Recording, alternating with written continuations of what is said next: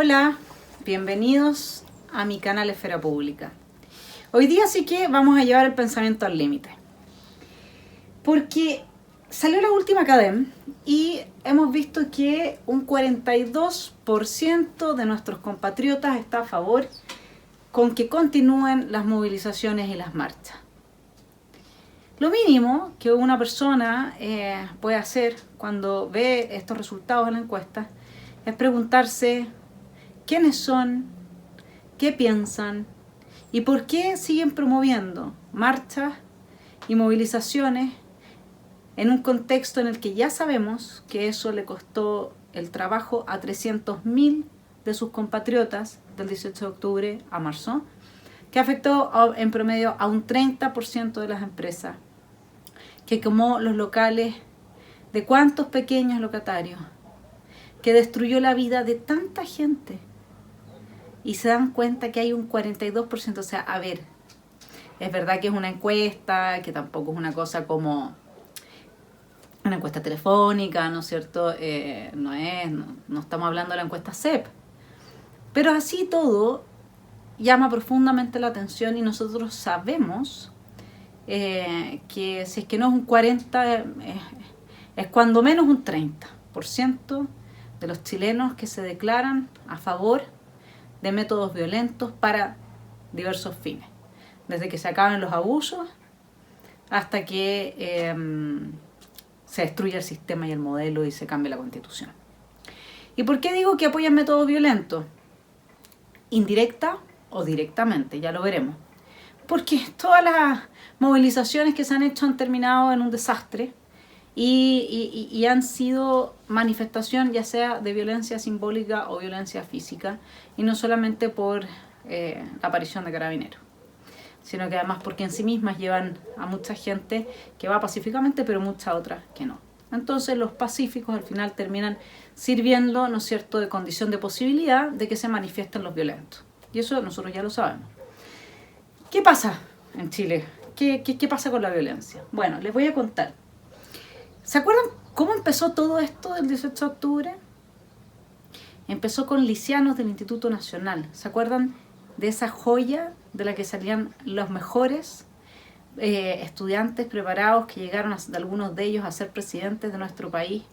Hoy día transformada en un establecimiento decadente donde se ideologiza a los estudiantes al extremo de que efectivamente, ellos fueron los que detonaron toda esta violenta manifestación de diversidades que han llamado revolución, revuelta. Bueno, ¿saben que un estudio aplicado por la Agencia de Calidad de la Educación a alumnos de octavo básico en 2018 dio como resultado que 1 de cada 3 estudiantes considera que la violencia es un medio legítimo, y aún peor, el 65% afirma estar de acuerdo con que el fin justifica los medios? A esto se agrega que en ese año las denuncias por uso de armas en los establecimientos aumentaron un 57%. Entonces uno dice,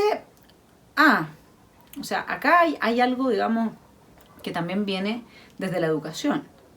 Porque quienes hoy día, ese 42% de chilenos, supongamos que sea representativo, que se declara a favor de las movilizaciones, es un 42% que hoy día está declarándose, como dijimos, a favor de la violencia, y por lo tanto comparte algunas premisas como que el fin justifica los medios.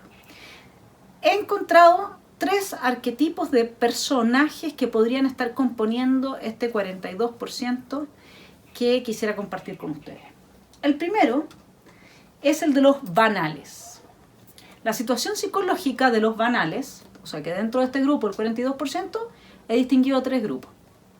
La situación psicológica de los banales es su incapacidad para pensar. O en términos simples, estupidez. ¿Cuáles son sus hábitos? Sus hábitos son los de adherir siempre a la moralina del rebaño y asumir los dictámenes de lo políticamente correcto. Entonces yo, para poder ser parte de este grupo, tengo que repetir como oveja lo que en este grupo se considera que está bien, y aunque ese bien genere mucho daño, no me importa. Esta es una acción que está motivada por un anhelo de identificación colectiva. Así, el móvil es ese, tratar de ser parte de un colectivo, y la guerra que ellos dan es una guerra de la identidad. Quieren ser parte de algo. Entonces tienen que adherir a todo lo que se diga en ese colectivo. Bueno, respecto de este tipo, de este grupo, nosotros podemos profundizar con Hannah Arendt en lo que ella denomina el mal banal. El mal banal son las personas que hacen el mal sin el deseo de ocasionarlo.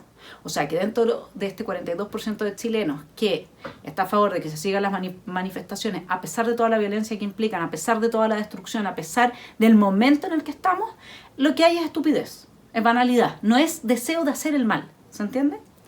Bueno, ¿cómo opera la psiquis de este tipo de personas? Primero, jamás se interrogan sus propias creencias. Ellos no tienen un diálogo consigo mismos del tipo de, ¿estará bien lo que estoy pensando? ¿Y qué pasa si hay un camino mejor? ¿Y no será que de la violencia quizás vienen cosas muy malas? No, ellos no, ese tipo de ejercicios no lo conocen. Carecen de la capacidad para empatizar cuando se trata de que se realice su idea de bien. O sea, si yo pienso que Chile va a salir adelante, va a ser maravilloso y magnífico el día que todas estas demandas sean escuchadas por la autoridad e implementadas a nivel institucional, no me importa que eso cueste dolor, sangre, vidas, no me importa nada. O sea, no tengo ni una capacidad de empatía con la señora que le quemaron el local, con él. No, eso es parte, digamos, de la pérdida. Todo lo observan desde el mismo prisma ideológico, no hay nada que hacer. Ellos adhieren a un discurso políticamente correcto y desde ahí van a observar todo lo que suceda. Nada va a cambiar su desvinculación con la realidad, porque pensar implica ir a la realidad sin un dogma y un prejuicio, observar, retirarse de la realidad, tener el diálogo con uno mismo en que uno dice, a ver, ¿qué hay acá? ¿Por qué las cosas son así? ¿Cuáles son las causas? ¿Cuáles son las consecuencias? Y luego sacar una conclusión. Bueno, ese es un ejercicio que quien es incapaz para pensar y por lo tanto no tiene una motivación para hacer el mal, simplemente hace el mal banal. Ese sería entonces el primer grupo que podemos observar dentro de este universo más amplio. El segundo grupo son los vengadores, así los he llamado. Su situación psicológica es la de la víctima y el victimario. Ellos son víctimas, permanentemente víctimas de, ya vamos a ver, víctima del sistema, víctima del modelo, víctima, ya. Su móvil es la venganza. A ellos no les importa si sus acciones también con eso también se perjudican. Para ellos lo más importante es perjudicar al otro. Si con eso ellos están peor, no les importa. La estructura psíquica, ideológica, que se ha forjado, no como en la anterior, que era una estructura psíquica en la que simplemente por falta de pensamiento termino cometiendo el mal banal. Acá esta es una psiquis ideológica que cuenta con conceptos, con abstracciones conceptuales.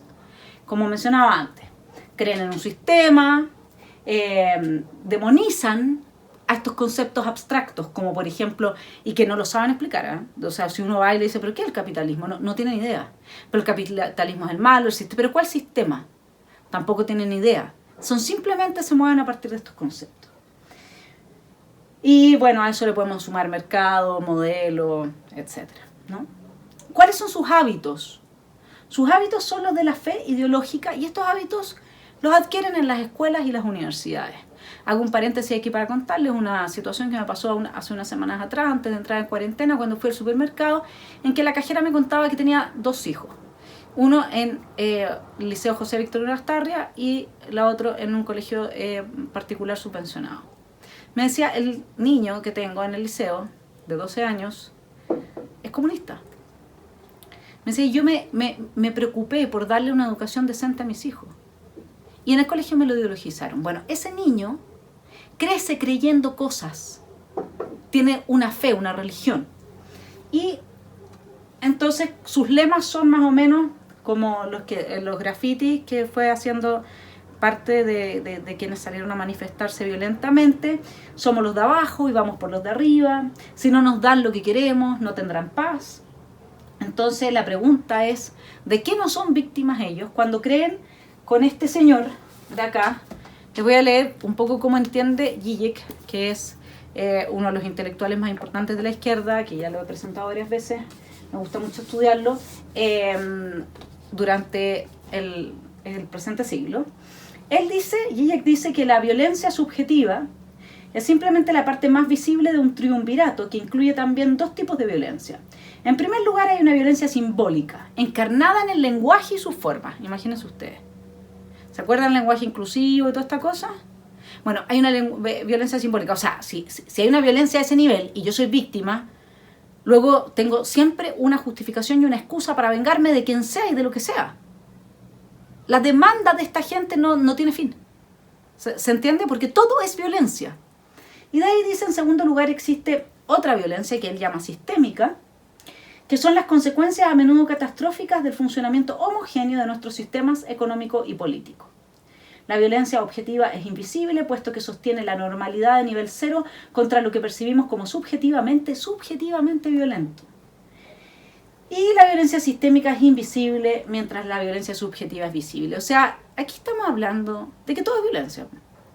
Entonces esta gente que se mueve desde estos conceptos abstractos que no sabe explicar, que adquieren en las escuelas y que justamente ahí es donde uno ve, ¿no es cierto?, los resultados en el estudio que les citaba, donde el fin se justifica los medios, son personas que tienen esa estructura, esa mente de la venganza. Como yo soy víctima, me tengo que vengar contra el sistema, contra el capitalismo, contra el mercado, contra etcétera, ¿no?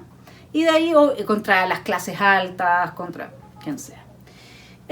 Para terminar, el tercer tipo, digamos, que uno observa dentro de este 42% de personas que sigue a favor de las movilizaciones violentas, aunque eso destruya la vida de sus compatriotas y destruya nuestro futuro común, son aquellos que son autodestructivos. Les voy a leer algo sobre las personas que se mueven así. Esto es de Byung-Chul Han, también es una persona con una cierta sensibilidad de izquierda, pero es bastante más inteligente que el anterior. Lo que pasa es que el anterior, Zizek, es un intelectual que es muy de cabecera para la política. En cambio, este es más filósofo. Dice, él cita a Freud y nos explica entonces cómo opera esta psique. En este punto no resulta de especial importancia si la interpretación de Freud de la melancolía es correcta o no. Es significativo su modelo explicativo. La melancolía es una relación perturbada y enfermiza de uno consigo mismo.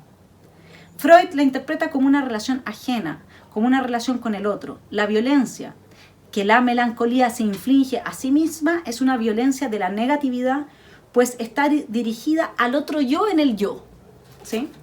¿Cómo emergen este tipo de personas? Hay distintas formas y bases culturales desde las cuales surge ese sujeto que se destruye a sí mismo.